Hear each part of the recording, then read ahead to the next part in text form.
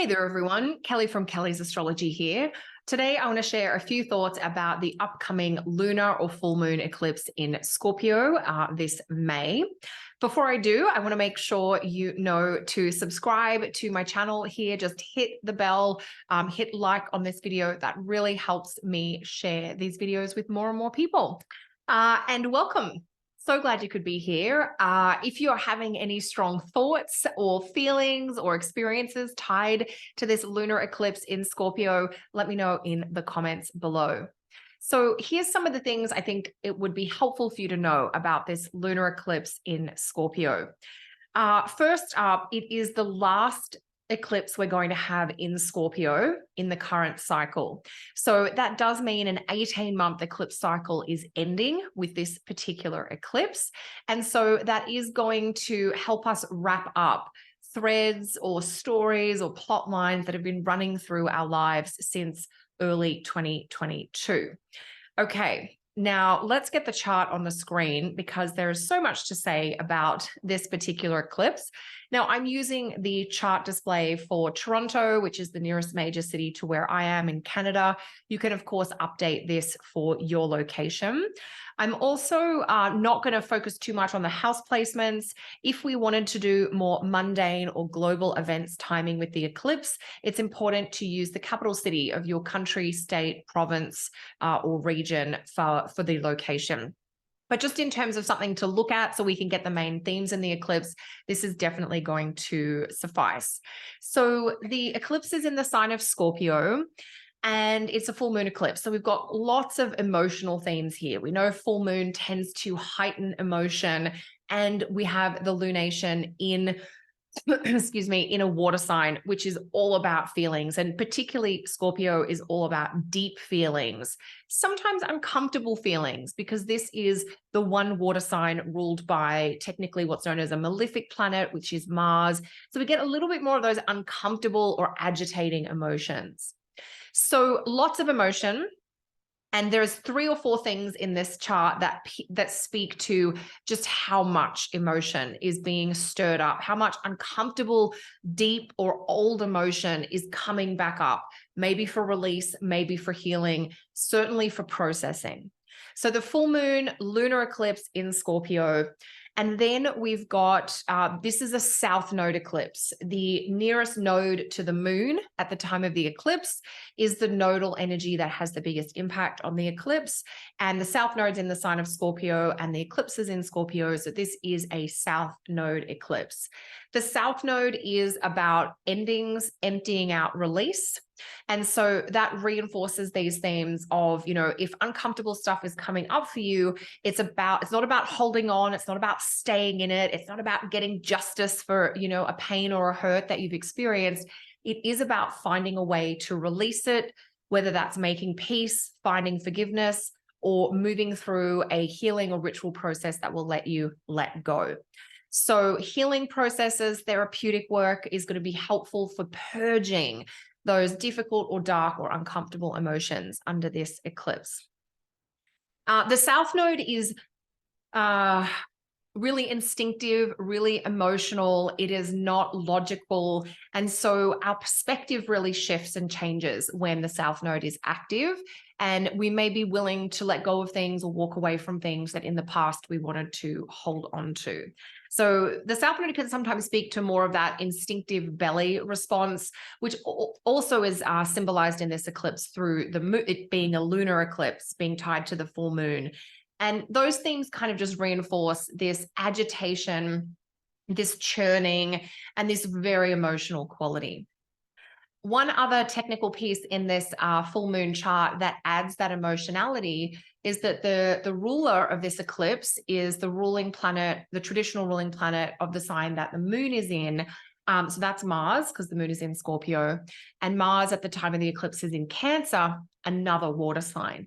So here we have water signature on top of water signature on top of water signature when we're still in the realm of feelings, of emotions, of our memories. Mars in Cancer definitely highlights the past. And so old stuff can resurface, whether that is a pain from the past or a person from the past. And again, it's not that we want to hold on to that. We don't want to be burdened by that in the present, but we need to maybe go to a deeper level of the healing. But needless to say, it is a very wet kind of eclipse. The wet quality, it's got a coolness to it, so there can be a sluggish or a congested tone to events and experiences around the time of the full moon here. But we have got multiple astrological indicators talking about emotion, and I think that means, need for healing, but also being the eclipse being in a Mars ruled sign, it's about processing a lot of Mars types of emotions, which particularly is about anger or how we deal with things when we feel hurt, when we feel attacked. Do we defend? Do we attack? Do we get defensive? So being reactive versus being responsive is something to think about under this particular eclipse. Couple of other technical points. It is an eclipse in the sign of Scorpio, which is the fall placement for the moon. And it is ruled by Mars in Cancer, which is the fall placement for Mars. So that technical debility criteria, if you like, adds qualities of inconsistency and things being unstable, as if we are getting a little bit of a breakdown in a system or a routine or a structure, as if a weak spot has had so much pressure on it that it can't hold anymore. And so that's where we start to see some of the unsettled, agitated energy really coming forward. So, plans are not certain. Events and situations are not solid right now under this eclipse. And the eclipse, as you could see from the chart, it's happening around 14 degrees of Scorpio, Eastern time. That's around 1:30 in the afternoon on Friday, May 5th. And so what I would say is to allow about 24 hours before and after. We're really looking at the entire time the moon is in the zodiac sign of Scorpio for these eclipse effects to be in play.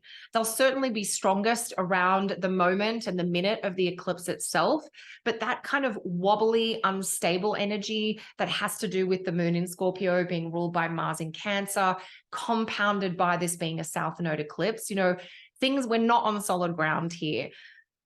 So if you can, well, hang on, let me back up a second. So if we have that as a part of our awareness, we're not going to plan some of our most important events or meetings or encounters under this energy. We might instead kind of keep things small or secluded or safe or private. That would make sense. And we might really prioritize tending to our own emotional responses or reactions to things. But we're also going to pay attention to those weak spots that this eclipse might reveal. So when we see planets in detriment or fall, sometimes that can show things being done in an atypical way, or it can indicate a process or a plan that has been working well enough in okay conditions, but when conditions get a little bit more intense, that working well enough might not continue. And so if something that's kind of been just holding it together starts to show a few more cracks, pay attention to that and figure out how you could do a deeper repair process of whatever is wobbly, wonky, or has a few fractures in it.